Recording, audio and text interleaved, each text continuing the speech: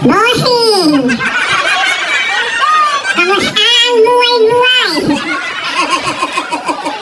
Si candidate number 1 ay Mongoloid. Si candidate number 2 ay Sintu-Sintu.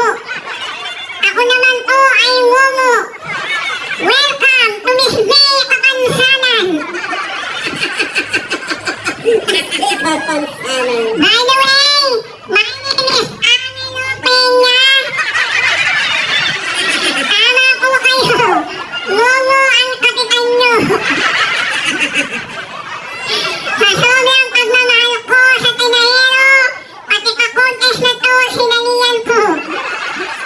Kaya kapag ako natalo, for sure, tumba mga hulado. Biro lamang po.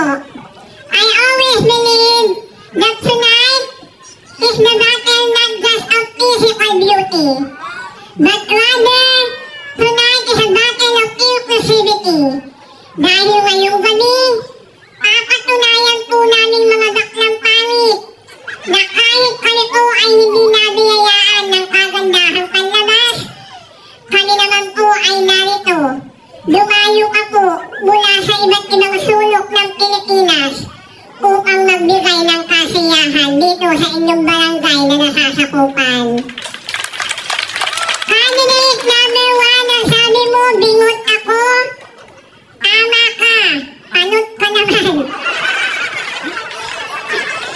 Mahirap pong takasan ang katotohanan na kami ni candidate number 1 ay parehong may kapansanan. Pero sabi nga po ng iilan, kami daw pong mga may kapansanan ay salot sa lipunan. Hindi ko po yung pinaniniwalaan. Dahil kung minsan pala po, kaming mga may kapansanan, patas na lumalaban dito sa ating lipunan. Kaya sa lahat ng mga taong nangbababa ng aming personalidad, do not underestimate the credibility of the PWD. Dahil hindi lamang po kami basta PWD. Kami po ay mga PWD, person with 100 of responsibility. By the way, my name is Miyuki, Kaneki, Anabiki, Sakuragi, Tamagoki, Anukin,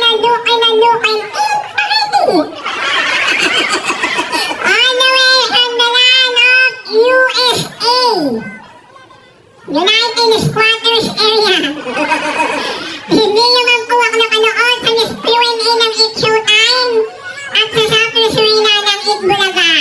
Makapanood din naman po ako sa Channel 23, Animal Channel. Atawa ka.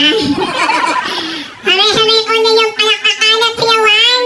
Ako po ang babaeng nakipaghiwalay kay Jack Roberto. Wow! Ang babaeng nabula sa langit, umagsak sa lupa. Naunang muka, kaya may biyak sa bunganga. The one and only binibining Barbie. Barbie ngot po isa na nag-iiwan sa inyo ng isang kataga. Mahirap po ang magpakalalaki kung hindi ka tunay na lalaki. Mahirap po ang magpakababae kung hindi ka naman tunay na babae. Pero mas mahirap na buhay sa mundo yung pinanganak kang tomboy pero princess ang pangalan mo.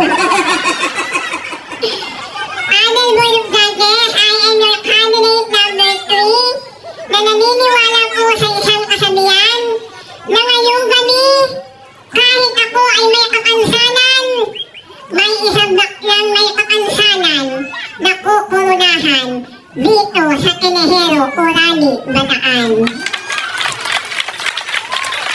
May national costume na I am wearing for tonight.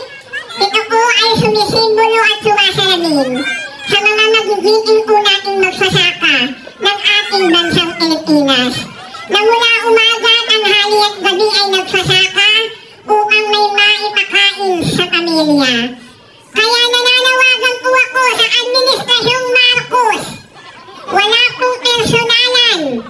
Nasa na po ang pinangako niyong 20 pesos na presyo ng bigas. Maraming salamat po and Bakit yes ako? Thank you so